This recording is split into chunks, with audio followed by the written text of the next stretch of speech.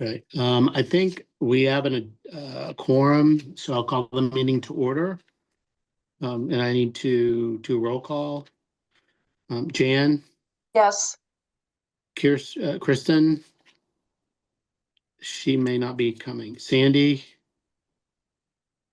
Justin, Present. Paul, Here. Colleen, Here. Jack, Here. and Ken. Here. Okay, so we will move forward. The agenda tonight is to discuss the 3 parcels on Providence Road that the Board of Selectmen have drafted a warrant article and submitted a project application to CPC. And so this is going to be kind of tricky because we're all in different places. And is Justin kind of running the show? Mm-hmm. The Zoom? Okay, Yep. so Justin, if you see hands or if you see whatever, if you guys, so we don't talk over each other, if you could do the little raise your hand button and Justin will tell me so-and-so, if I can't see you, is raising your hand. That way everybody has a chance to speak and we're not talking over each other. So Perfect. would somebody like to start the discussion? It's Can I open. make a motion? Is Colleen? To the heart of the matter. Yeah, can I make a motion? Are you ready to accept a motion? No, we're not ready. I think we need to have it. Evan is here to answer any questions if people have questions. So I want to make sure that people that have their questions answered. So I think we're a little early on a motion.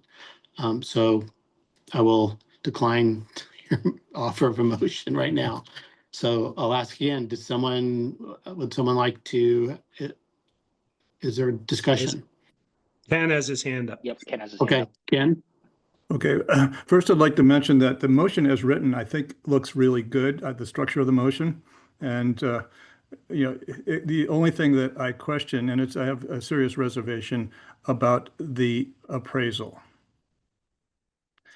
And I think the appraiser made an assumption that the property is developable for residential development.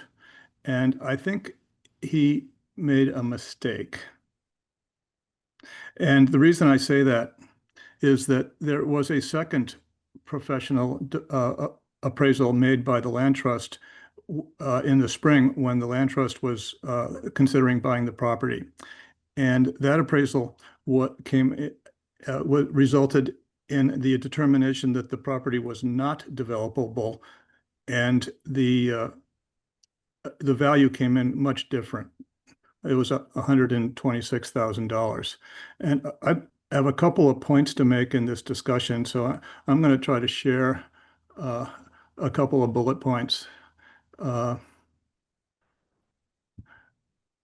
about my thoughts on that. And that is not it. Hang on a second.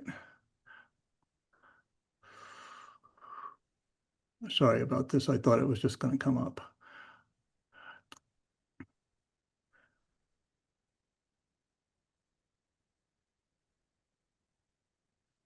Okay, let me try one more time.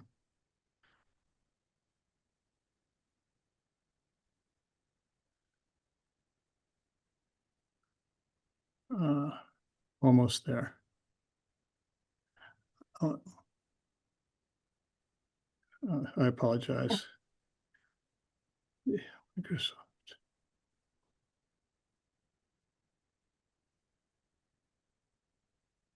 Okay, we're there.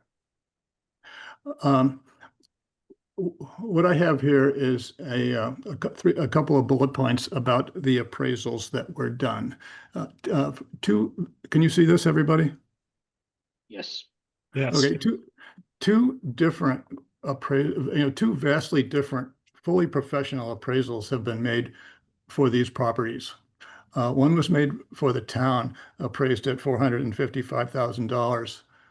One was done for the Grafton Land Trust, which came to a vastly different $126,000. And that's a $329,000 difference, which is material to say the least.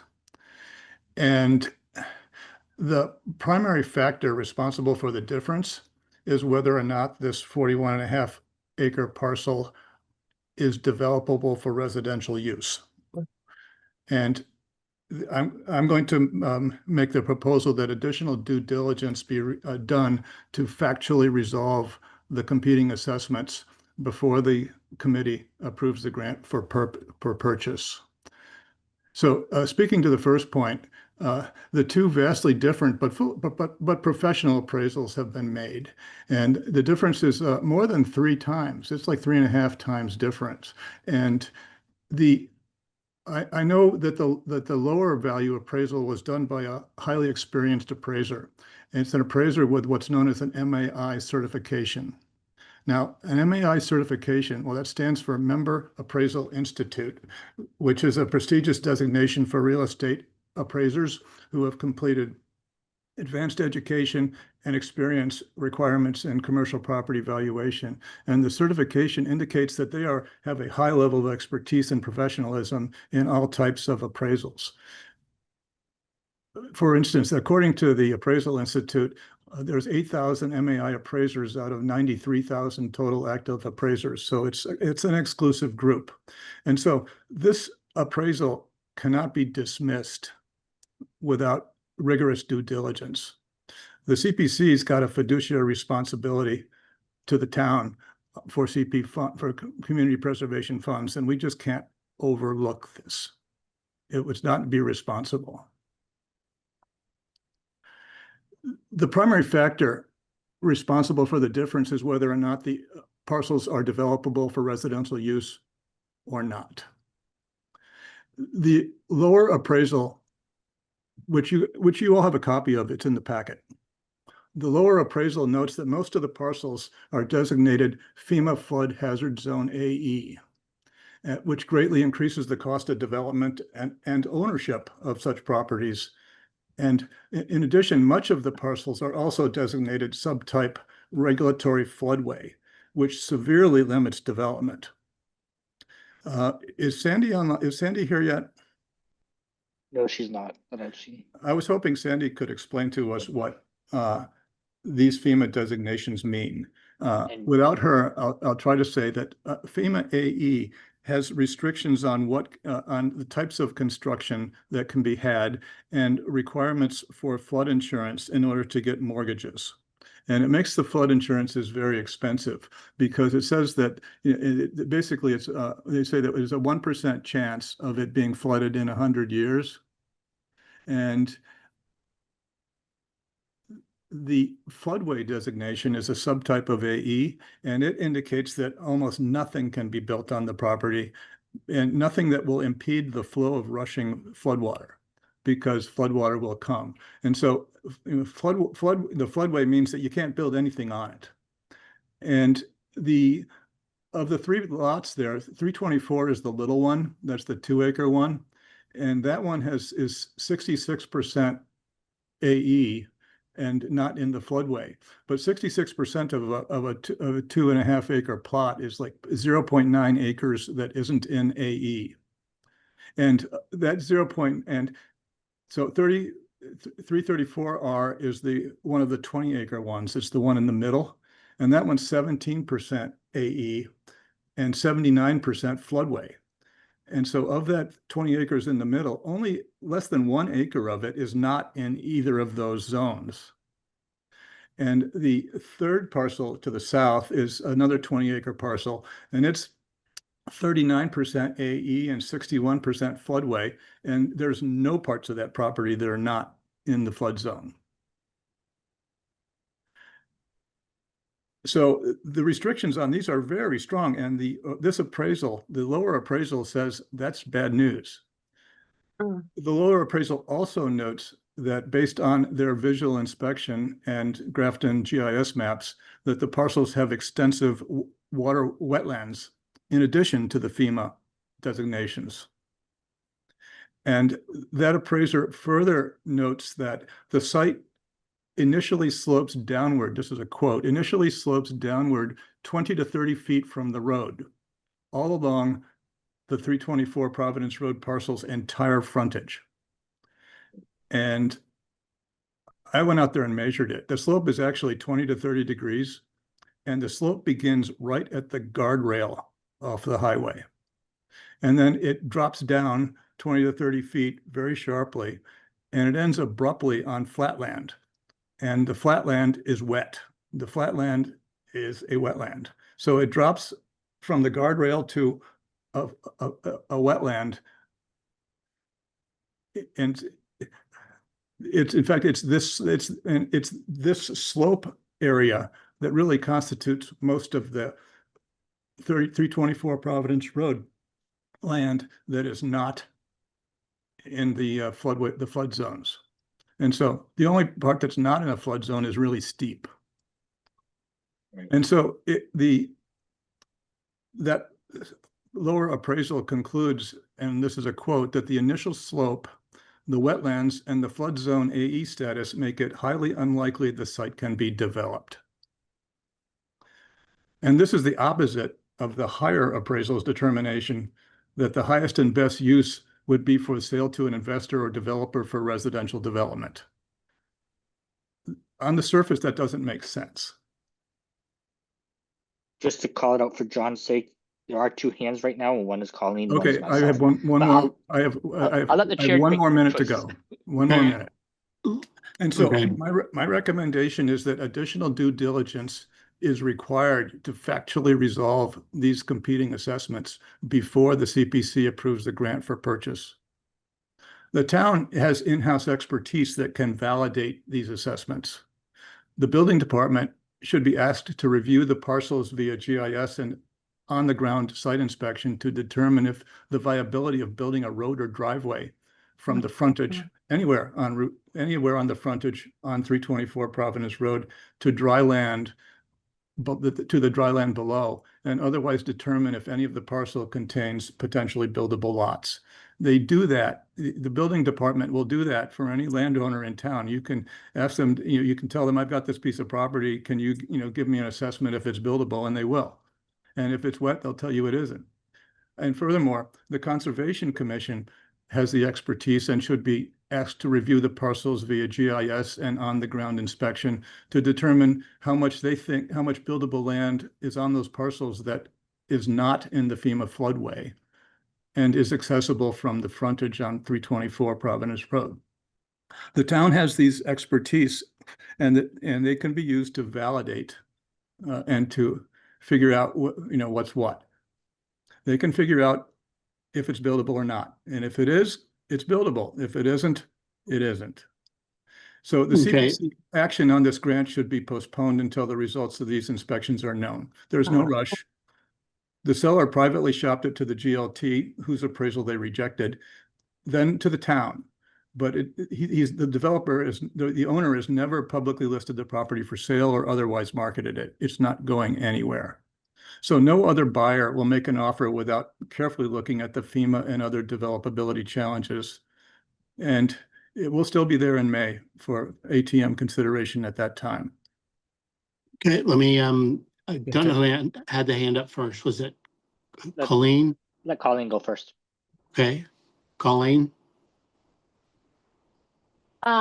So I'm just gonna say there is a rush. We did enter into a purchase and sales agreement based on the unanimous vote this committee took. Our role as CPC is to determine if this project is eligible and then have it go to town meeting for people to discuss the merits, like Ken is doing right now. So I would like to still see this project move forward, and we spent $775,000 on Silver Lake properties for about 16 acres. And this is 450,000 or 55,000 when we add in the ancillary costs for 42 acres. This seems quite in line with, wet property in Grafton, and it seems like a steal based off the Silver Lake properties. So Ken, I know you have very strong feelings about this as a member of the Grafton Land Trust who was previously involved in trying to potentially purchase this land. I just hope it's not clouding your judgment when it comes to this potential proposal. Okay, I want to make a comment. The difference between the two pieces of parcels is that the Silver Lake property is in an ACEC, and so that's area of critical environmental concern. So that is much more significant in terms of the impact on the quality of the water. And so that's why I think those parcels have been purchased all along, because of the significant importance of that. Not to dismiss the canal and the Blackstone River, but our water supply and then Silver Lake water would have been impacted if there were houses or other development there. So that's the difference between those two, and the other, it was just that they were buildable lots, and that's why the prices were higher, that you could build a house, I guess NOI or whatever you call it, so that they could just say, okay, here we go, you can build a house. They had A&R lots approved. There were lots approved Okay. on them. Okay, was it Justin? Yep. I have my hand up, Justin. and Ken did raise his hand while Colin was talking. I don't know if you want, how you want to, do you want me to go, John? Go ahead, Justin. Okay. Go ahead. So my takeaway is very similar to Colleen's. I think not giving the town the ability to debate the merits and decide whether they want to pursue and move forward with this purchase and sale agreement based on the assessed price, assessed value, and the merits thereof for this land, and at that price. That is something that I think is worth bringing to the town in general. It is a higher value in terms of assessment than I initially anticipated and what some others have thought, but the idea of purchasing this land does align with the CPC values that we've been doing with the town. And I do have one question for Evan offhand. I know the developer, the owner, rejected the land trust assessed value because he thought it was worth significantly more. That's why the town, got another assessment that came back at the 450, plus 5,000. Did the owner ever share or get their own independent assessment prior to the town doing one? And if so, do you know what that value was, Evan? Mr. Chair, through you. So we don't know if they got an appraisal.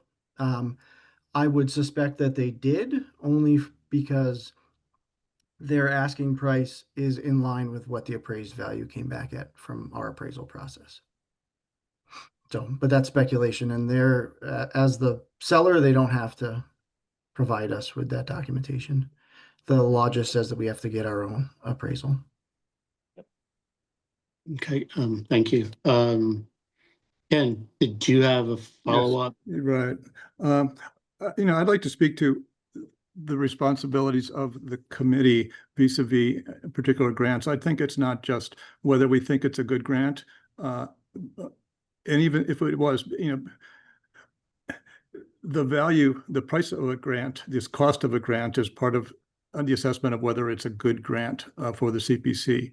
I think that it'll be a really tough sell in the town meeting. I think that people are going to say this is way too much for that.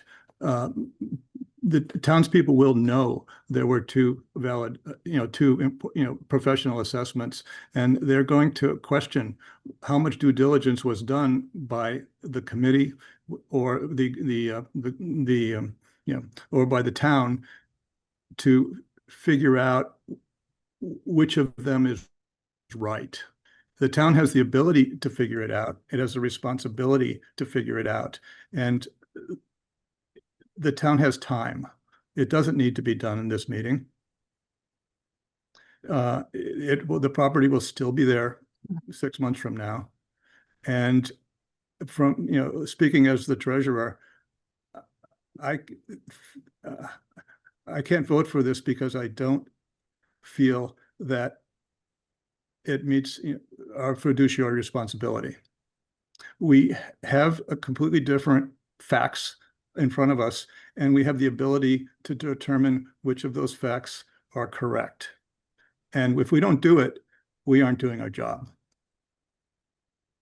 One question I'll ask Evan, because the select board is the applicant. Will you or a member of one of the selectmen speak at town meeting? Because the onus is on the proponent to answer questions. Ours is more process to say, yes, we discussed this. Yes, we voted X to X and we approved it and moved it on forward to town meeting. But whatever questions regarding the details of the project need to be answered by the proponent. Will you answer those questions? Will one of the selectmen or a combination of both? Just an understanding that you guys have to be the ones that answer those type of questions at town meeting. Yes, I'll be the one to answer questions. I'm going to assume, obviously, the board, that's their prerogative, but generally speaking, it winds up being me. Okay. And Mr. Chair, hands that have Yes. been raised is Jack, then Evan, and Ken re-raised his hand. Okay. Jack. I just want to point out, as we're talking about due diligence, in both reports, I found that in the appraisal prepared by Howard Dono, they had about 7 pages of sales comparison approach, going in depth about each of the compared sales they went to. And by the end of it, once it came to reconciliation, there was no comments made about the comparable site. Whereas in the reconciliation of the original, or not original, but the land trusts appraisal, there was a statement here I found interesting. Research was conducted in Grafton and extended market area for sales of unbuildable lots. Data was very limited because of the lack of comparables in the town of Grafton. Sales were used from the towns of Lunenburg, Shirley, Berlin, and Ashburn. And then all comparables are the best and most similar ones found. They were all unbuildable. All the sites that they looked at as completely unbuildable. So if we're doing due diligence, I'd like to just show that this appraisal goes out of its way to specify how limited the data of its scope was. So that would color my opinion of that appraisal. That's all I wanted to point out. Okay. Thank you. You said Evan had a question or comment? Yes. Go ahead. If you want to take other folks first, I just wanted to kind of run through maybe how we got here and Okay. the conversation that I had with the appraiser.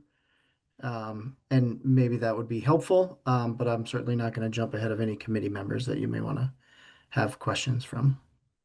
I think he said, Ken, did you have another question or comment? Yes, it's getting back to due diligence. I'm wondering if any of the town bodies or anybody in the town at all went to that property and investigated it personally on the ground and, looked at it from one side to the other and one corner to it, from corner to corner. I'm wondering if anybody has personal experience with what's on the ground there. Like, if Sandy's not at the meeting, our committee would have been one that might have done that. I don't know, Justin, did any on planning have any opportunity to do anything regarding this, or Nothing that I have heard about. Okay, and so I would say I'll let Evan, if he wants to address that, and then if others don't have questions or comments, I'll let Evan have the floor. Okay, do you want me to just jump in now? Yeah. On the other hand, so I have been to the site. The site is listed as developable and taxed as developable by the assessor's office. It has been for years, and that's generally the basis that an appraiser will use. Appraisers are not supposed to be speculative in nature, and they're supposed to use the facts that they have available. So just to go over kind of the timeline, I'd like people to understand how we got to where we are. On July 28th, that was my initial meeting with the Grafton Land Trust and the seller. So the Grafton Land Trust brought that seller to us. At the time, I was told that the reason that the town was being brought into this is because it might be of interest for conservation purposes and a myriad of other reasons, but also that the price was likely too expensive for the land trust. So on the 12th of August, I brought this before the select board and asked if they had interest in pursuing this project, and they unanimously said that they did. On the 28th of August, I came to CPC. CPC, as you know, is your CPC, unanimously supported this purchase. And if you go back and watch that meeting, we do talk substantially about the appraisal process as well as the potential price of $450,000. The chair discusses whether or not you have enough money to do that.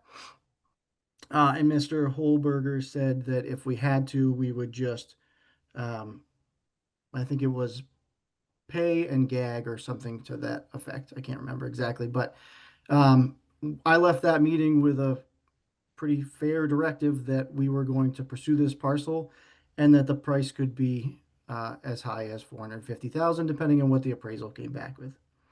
I then went in the beginning of September 9th, to the select board.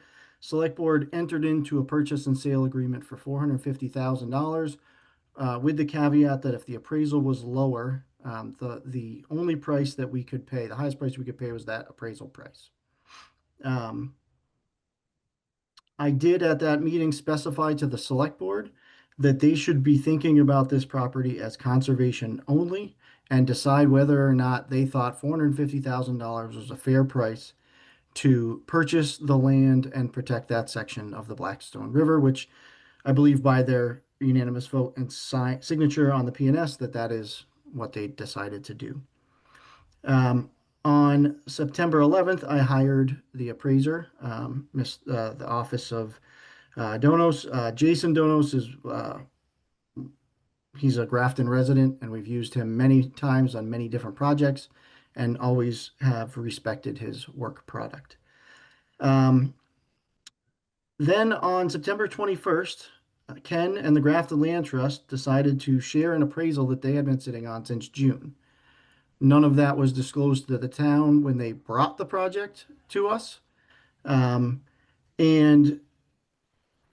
quite frankly, I can't imagine, it was stated that this was a conflict of interest that they were concerned about. I can't imagine what that conflict would be. They didn't even mention that an appraisal had been done or existed. So even if you, as a partner of another organization, knew you had an appraisal, I think the approach could be, I have an appraisal, but I don't know if I can give that to you. I have to consult counsel or whatever has to happen. But we didn't even know that any of this due diligence had been done.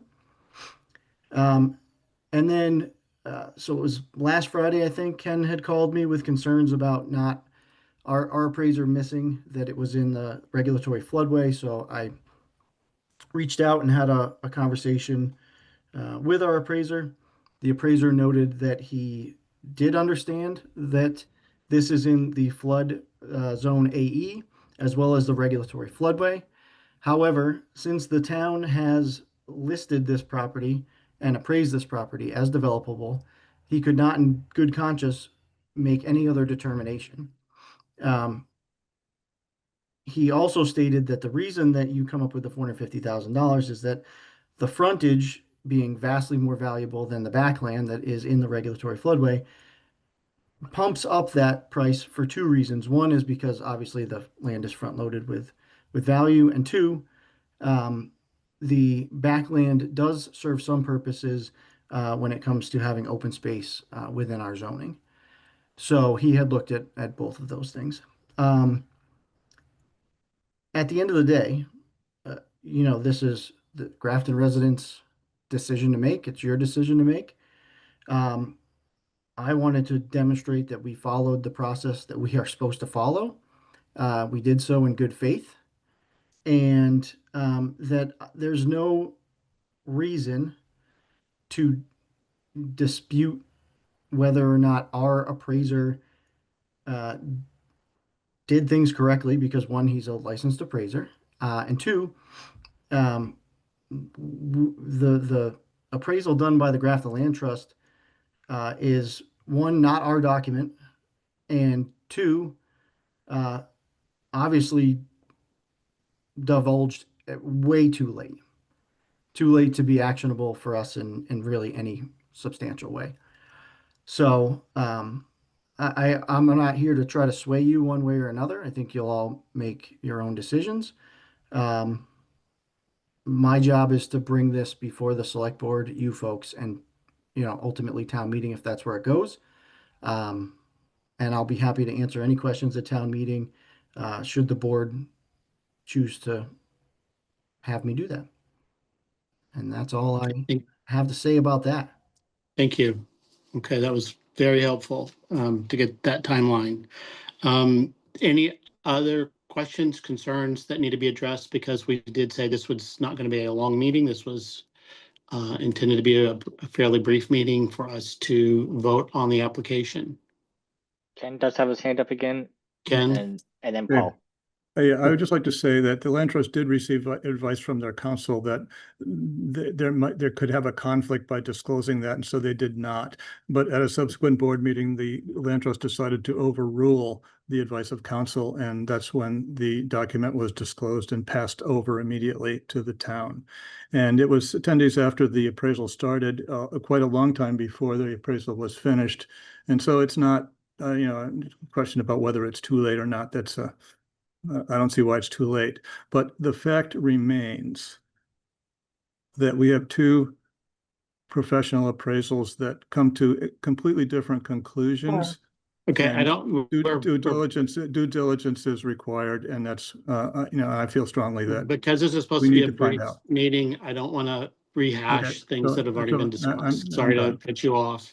Paul? Evan, can you clarify for me why we need to move forward with this now and why we couldn't do due diligence? I know Colleen mentioned some of that, but I'd just like to understand that rationale better. Yeah. So the only, I think, time pressure is that we've entered into a purchase and sale based upon, good faith vote from both CPC and the select board. And then once that, if this agreement is nullified by inaction, we don't know what happens next. Ken has said that it'll be around and available. And maybe that's true, but I followed the way that we're supposed to procure land, which is to enter into the purchase and sale and do an appraisal. So, maybe this all falls apart and then you get it at a steal later, or maybe it all falls apart and you wind up with development on the frontage there. I think that, it's hard to say that for sure how that'll work. So well, I think I've already said it. My job is to bring it before you folks and then bring it to town meeting, and that's all I'm trying to do. Thank you. Are I there just any have a other? brief thing, John. and Sorry, who? Me. Okay, Justin. So my only additional comment here is I think even at $450, I still think it's a fair price for this parcel. Even everything that was said, I also feel like if we do bring it to town meeting, and as Ken predicts, it doesn't pass a town meeting because of the concerns on the two appraisals, then there's an opportunity for the select board and the town in general to determine what, if anything, they want to do in terms of pursuing this land for a potential May town meeting, bring back at a different price. That is something that could be done, but I as far as I understand it. And then I think the other thing I want to say is I feel like the rest of the that others on the committee have probably made up their mind on how they are going to vote on a motion coming up. So that's my opinion. And having said that, we have Colleen and Evan with their hands back up. Okay, Colleen. I'm prepared to make a motion, so if you want to hear from Evan first. Oh, yeah, let me let Evan speak and then I'll come back to you. Sorry, just real quick. I did want to just clarify. and maybe this is semantics to folks, but we don't have two appraisals. We have one appraisal. We hired an appraiser and had an appraisal done. The land trust followed whatever process the land trust follows and did a previous Yep. appraisal. So while they are different and disparate, one is not the town's work product. So Yep. I don't think we should I'm not saying dismiss it out of hand. I just wanted to clarify that for the record. Thank you. I appreciate that. When I said two appraisals, I meant this committee has two that they've seen, is what I meant. The town has just the one. Okay, it understood. He was just trying to make it clear. So I understand what Evan's saying too. It's the one that counts is the one that the town paid for because they paid for it. Back to Colleen.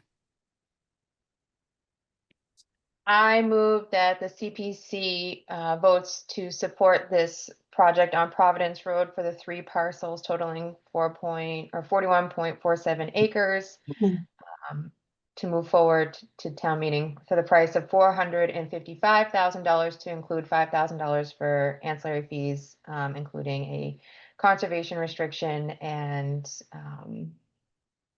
baseline report. From Have a motion? Have a from motion the on the floor? undesignated fund? Yeah, from the undesignated reserve fund, please. Second. Okay, I have a motion to purchase the property for $455,000, costs included, including a conservation restriction, funding from the undesignated reserve fund. And I have a second by Justin. Yes. To be clear, John, it also includes funding for a baseline report too, so that won't have to come back in the spring. That the $5,000 includes the Yeah, baseline. it's like Okay. 3 and 2 or split one way. Okay, gotcha. Okay. So the motion and a second, and any further discussion? Hearing none, this is going to be a roll call vote. Jan, I'm gonna abstain right now. Is that Okay. okay? Thank you. I guess so. Never had to do I'm No, that's okay. No, that's- processing. I'm processing. that. Okay, that's fine. Well, I'll come back to you in case you have a change if you have a decision. Kristen is still not here. How about Sandy? It is also absent. Okay. Justin, Aye. Paul. Mm. I'm sorry. Nay. Okay. Jack, Aye. Ken, No. and Colleen. Sorry, didn't hear you calling. Oh, Sandy's Colleen, here. Can't hear you, Colin. sorry. Colleen. Aye. Okay, Yes. sorry. So I have 3 in favor. Sandy's here. Oh, Sandy. I am And- so sorry. Whatever. That's okay. No problem. We have, unfortunately or fortunately for you, we're at the vote at this point. We've discussed some of the concerns that Ken had regarding the land trust appraisal versus the appraisal done by the town, whether we need to do additional due diligence. And so we voted that we're at the point of voting to purchase the property for $455,000. And I don't know if you have enough information to vote or not. Yeah, I really got on because I totally spaced and I wasn't home at the time. But anyways, yeah, I will probably abstain. I really got on to just say I'm sorry. Okay, I don't that's think I okay. have enough information. I even read the stuff today. I'm sorry. So that was Okay. more just an apology for me. Okay, that's all right. So Justin, Colleen, and Jack are voting yes. Paul and Ken are voting no.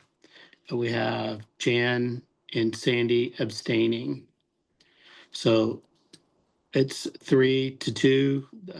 The motion will move forward to town meeting. So did you John, vote yes, How John? are you voting? How are you voting, John? Yeah. I have to vote. I honestly didn't think I voted. I never vote. You're a vote. You're a vote for sure. I think I'm gonna be an abstainer as well. I mean, I'm in favor of this. I'm concerned about the price, but I feel like, that moving forward is an opportunity for the town meeting to decide whether or not they like this. So if they feel like they need more information, the members of town meeting, then they'll vote no. And if they feel like we had enough opportunity to get the information, then they'll move forward. I don't want to be the one that stops this. I want town meeting to have that opportunity. So, That's why I abstained. I think town meeting is a good forum for this, but I'm on the no side, but mhm, I'm gonna give it a chance. right. And I I think just have that's one point of inside. order Yep. question, kind of for that's Evan. fair. Justin? Yeah, I have a point of order question for Evan and just want to, line my ducks up in a row. For a motion on CPC to pass to bring it to town meeting, is that just a majority yes, or does it need to be a majority of quorum? They're well, they're the same thing. It's just the majority of whoever votes. Okay. There is differences in some ways with planning board. You need, 4 yeses, no matter what Right. sometimes. So just wanted to It's verify that for us. Town meeting is simple majority, and there's no requirement that you have to cast a vote.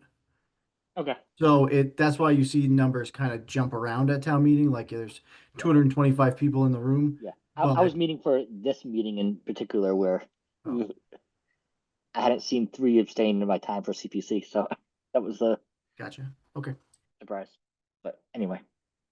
I mean, I've never had a vote for anyone that's maybe I'm wrong, but I don't remember people abstaining either. But again, I think that it's a fair vote. It's Yeah, that you don't have enough information to vote either way, and that way you're not tipping it either way. Oh, and there's no concern for me on how people voted. It was in that it was just wanted to make sure we were coming out of this with the right actual understanding is all I was asking. Okay. Town decides. So that's fine. Okay, so this will move forward to town meeting next Monday. So I encourage everyone to attend the meeting at 7 o'clock on Monday. Motion to adjourn. Wait, well, I just have a quick question, because we are going to town meeting and this committee has voted to approve it going forward. So if people speak at town meeting and identify themselves as a member of CPC, they have to acknowledge that the committee voted to move this forward, right? They can't try to undermine what the committee just did tonight, correct? To me, the record will reflect that the CPC voted in favor, and if the vote is requested, the vote of 3-2 in favor with 3 abstentions to move this in favor. So I mean, those are the facts. 3-2 in favor.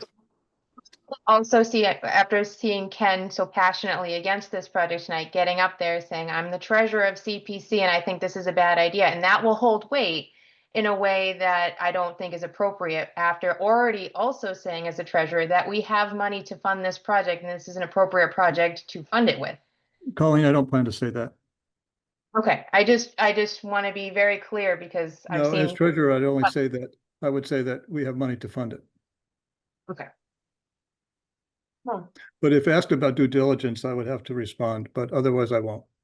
I think, if people do speak at town meeting, because we have gotten away from that we don't introduce these, this isn't even our warrant article. Before, when we did introduce these, that identify yourself as Colleen Roy of whatever address, I don't think it's important to say that you're a member of CPC, especially if we're concerned about that people, but to me, the vote was 3-2. CPC voted to move this forward. Okay. No, I will second Paul's motion to adjourn. Okay, I have a It wasn't motion mine, and a it was second. Colleen's, I believe. Right. I'm with it though. So Colleen. What, And what did I do? Didn't you motion to you made a- adjourn? It you wasn't made a me. motion. No, I jumped in and prevented it. Sorry. Hey, John, I made a motion. Oh, it was I knew, Ken. I knew somebody I made it was- other than I me. was Somebody shocked did. that it called. And Ken moved to adjourn and Justin to second. Yes.